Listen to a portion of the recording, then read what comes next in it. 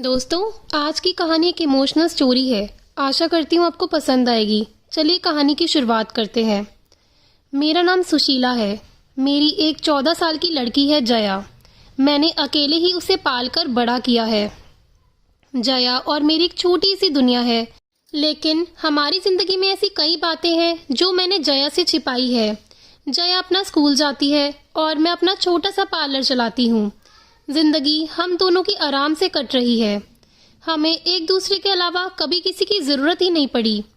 लेकिन उस दिन के बाद शायद हमारी जिंदगी में फिर कोई आने वाला था। मैं पार्लर का सामान लाने के लिए शहर गई थी। जया को साथ नहीं ले गई थी, वो घर पर ही थी। जिंदगी में ऐसा होता है, कभी कभी अचानक ही हमें कुछ सरप्राइज दे देती है। मेरे सामने अजय था। एकदम अचानक ही आकर वो मेरे सामने आ गया। उसके लिए भी शायद ऐसा ही था। हम दोनों एक दूसरे को देखकर एकदम चुप हो गए। इतने सालों के बाद मिले थे, लेकिन बात करने को कुछ नहीं था। अजय वो था जिससे मैं शादी करना चाहती थी।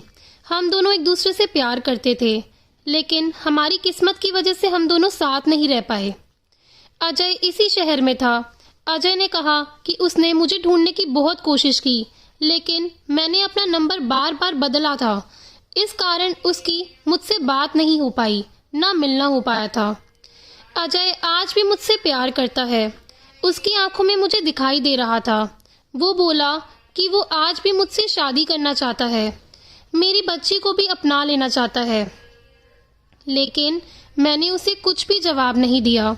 मैं जाने लगी तो वो मुझसे बोलता है कि अपना नंबर तो दे दो, और मैं इस बात के लिए उसे मना नहीं कर पाई। मेरे जीवन में इस तरह वापस आएगा, इस बात का मुझे पता नहीं था। बस फिर हम लोगों का मिलना शुरू हो गया। इस तरह से मिलते और बातें करते वो मेरे घर भी आने लगा। मैंने सोचा था कि उसे घर नहीं लाऊं, क्योंकि घर में जया है। मैं नहीं चाहती थी कि जया उसे देखे।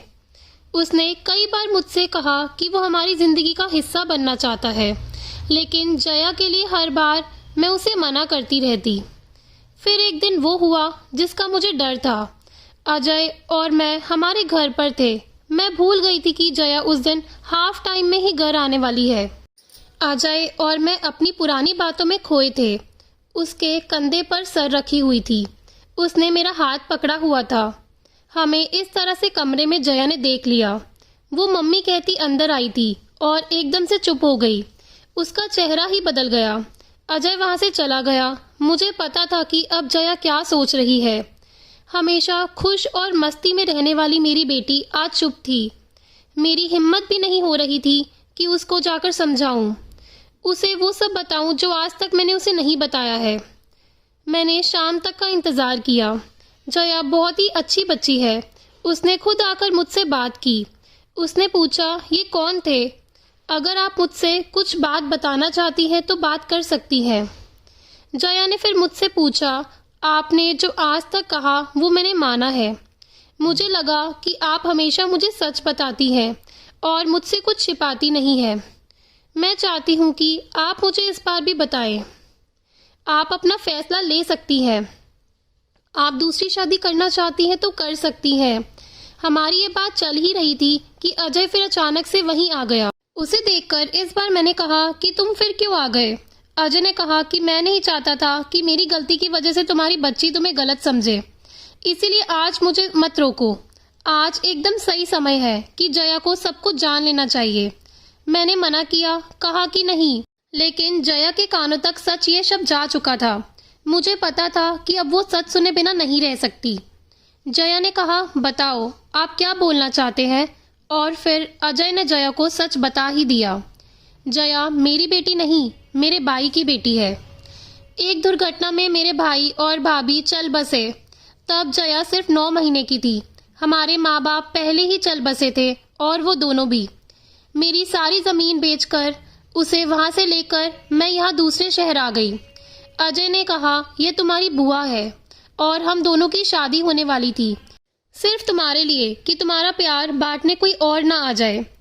इसने मुझसे शादी नहीं की। मैंने बहुत समझाया, लेकिन इसे तुम्हारे अलावा और कोई दिखाई नहीं दे रहा था।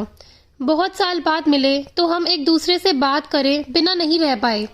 मैं इसे आज भी कह रहा हूँ, लेकिन अभी ये मान नहीं रही। जया सुनकर मेरी तरफ देखती है और पूछती है, ये क्या बोल रहे हैं? कहो कि ये झूठ बोल रहे हैं। मेरी आंखों से आंसू निकलने लगे। मैंने कहा कि बेटी, भले ही तू मेरी जान है, लेकिन तूने मेरी कोख से जन्म नहीं लिया। मैं चाहती थी कि तुझे ये बात बता दूं, लेकिन इस तरह से आज बताना पड़ेगा, मैंने सोचा ही नहीं था। जया सुनकर मेरी तरफ दौड़ कर आई, मुझसे लिपट गई, रोते हुए बोलने लगी, क्या बोलूं बुआ, माँ या भगवान? मैंने कहा, तू मेरी बेटी है और मैं तेरी माँ, बस यही सच है और यही रहेगा। और अब शादी की होगी तो तेरी, बड़ी धूमधाम से हम तेरी शादी करेंगे, पर जब तू चाहेगी तभी करेंगे। मेरे फैसले को अजय ने भी मान लिया। आखिर मैं अकेली नहीं थी जो बिना शादी उम्र निकाल रही थी। उसने भी ऐसा ही किया था। जया ने फिर कई बार कहा कि आप लोग शादी कर लो, लेकिन मैंने कहा, अब तूने हमें मान लिया और जान लिया, बस हमारी तपस्या सफल हो गई और कुछ नहीं चाहिए हमें। आखिरी में जया ने मुझे शादी के लिए जिद करके मना ही लिया। उसके बाद अजय और मेरी शादी हो गई।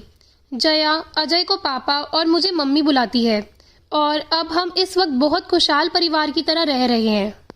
दोस्तों, अगर आपको ये कहानी पसंद आई हो तो प्लीज़ लाइक करना और चैनल को सब्सक्राइब करना। धन्यवाद।